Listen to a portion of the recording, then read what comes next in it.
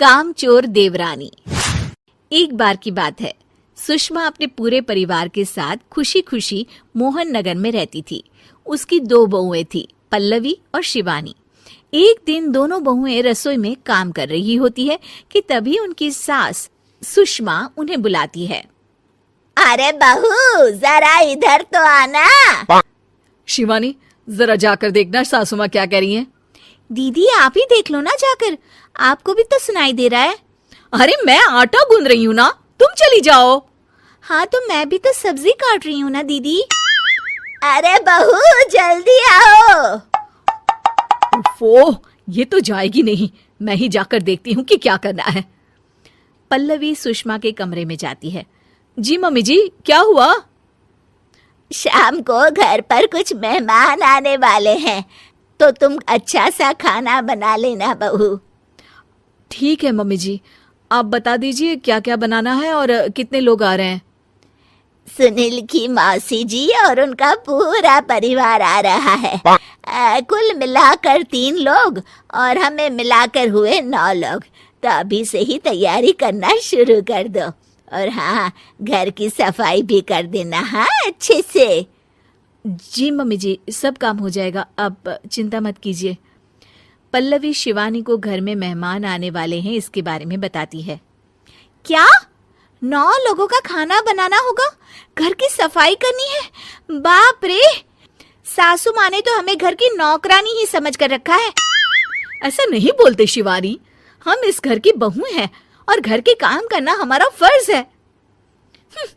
दीदी तो है ही सासू माँ की चमची, जब देखो सासू माँ सासू माँ।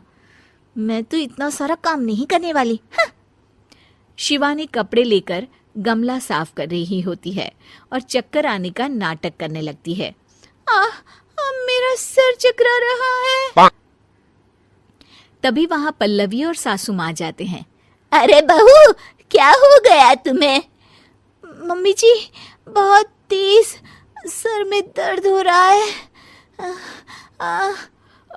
तुम एक काम करो शिवानी, आराम कर लो। नहीं नहीं दीदी, घर में मेहमान आने वाले हैं, मुझे आपकी मदद करनी चाहिए। अरे कोई बात नहीं शिवानी, तुम आराम कर लो, मैं सब काम कर लूंगी। ठीक है दीदी, अगर आप इतना कह रही हैं तो आराम कर लेती हूँ। शिवानी आराम से अपने कमरे में मैगजीन पढ़ रही होती है। इसे कहते हैं आराम की जिंदगी। इतना सारा काम। चलो, सारा काम खत्म हो गया, शिवानी को देख आती हूँ। शिवानी अपने कमरे में ईयरफोन में गाने सुनते सुनते सो जाती है और उसके साइड में मैगजीन भी रखी होती है। पल्लवी वहां आ जाती है और वो सब देखती है। ओहो, तो मतलब सब काम चोरी का बहाना था। अभी बताती हूँ इसको। घर का सारा काम मुझे करना पड़ा और ये महारानी यहाँ मैगजीन पढ़ रही है, गाने सुन रही है। पल्लवी रसोई से एक प्लेट और चम्मच लेकर आती है और शिवानी को थाली बजाकर उठाने लगती है। शिवानी अचानक से उठती है। उठ गई महारानी, गाने भी सुन लिए, मैगजीन भी पढ़ ली। तुम तो बहुत बड़ी झूठी निकली शिवानी। तुमने सर दर्द का बहाना बनाया ताकि काम करने से बच सको। हाँ, बनाया बहाना, तो क्या करती, इतने सारे काम करती। मुझे कोई शौक नहीं है चापलूसी का। क्या चापलूसी? तुम्हें लगता है कि मैं सारे काम चापलूसी के लिए कर रही हूँ? और नहीं तो क्या। तभी वहां सासू माँ आ जाती हैं। अरे बहू, वो लोग बस आने ही वाले हैं, तुम तैयारियां कर लो। जी सासू माँ, तुझे तो मैं बाद में देखती हूँ। सब खाना खाने बैठते हैं और खाना शुरू करते हैं। तभी सुनील की मौसी बोलती है। वाह भाई वाह, खाना तो बहुत ही अच्छा बना है सुषमा जी, एक एक चीज में क्या स्वाद है।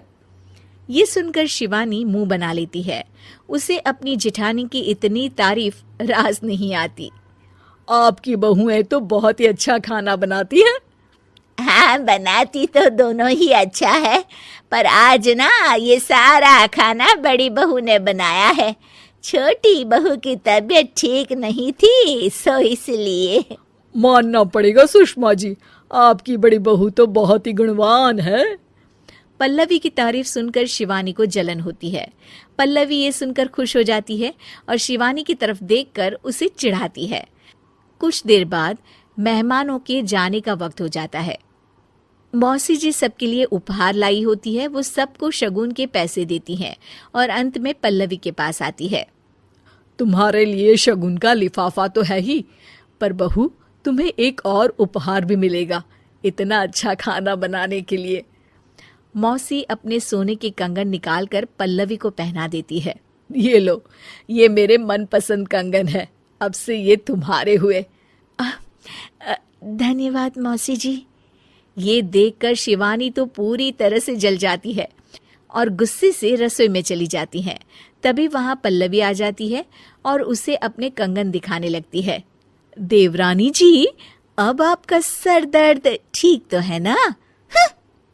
मुझे लगता है कि अब सर दर्द शुरू हो गया होगा आपका।